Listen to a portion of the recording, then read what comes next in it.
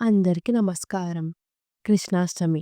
కృష్ణాష్టమిని జన్మాష్టమి లేదా గోకులాష్టమి అని కూడా అంటారు. ఇది శ్రీకృష్ణుడు జన్మదినం గుర్తుకి జరుపుకుంటాం. కృష్ణుడు కృష్ణపక్షంలో ఉన్న 8వ రోజు శ్రవణ మాసంలో పుట్టాడు. కృష్ణుడు అష్టమి తిథిలో పుట్టడం వల్ల దాన్ని కృష్ణాష్టమి అని అంటారు.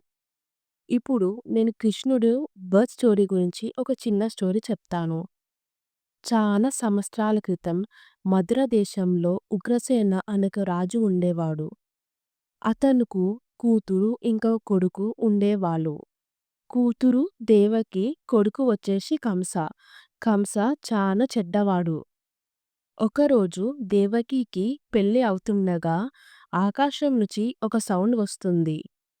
హో కంస! నీ చెల్లుకి పుట్టబోయే 8వ సంతానమే నీ చావుకి కారణం.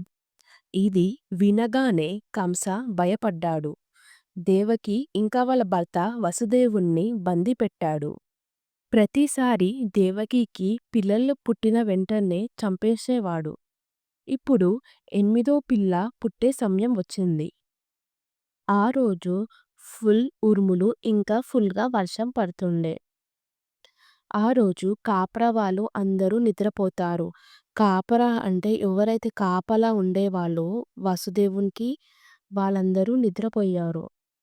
వసుదేవుడు సంకెళ్ళు అవంతలవి తెగిపోతాయి. అదే సమయంలో ఒక ఊర్లో యశోద ఇంకా నందకి ఒక ఆడపిల్ల జన్మనిస్తుంది. అప్పుడు వసుదేవుడు కృష్ణుణ్ణి ఒక బుట్టలో పెట్టి యమున వైపు వెళ్తాడు.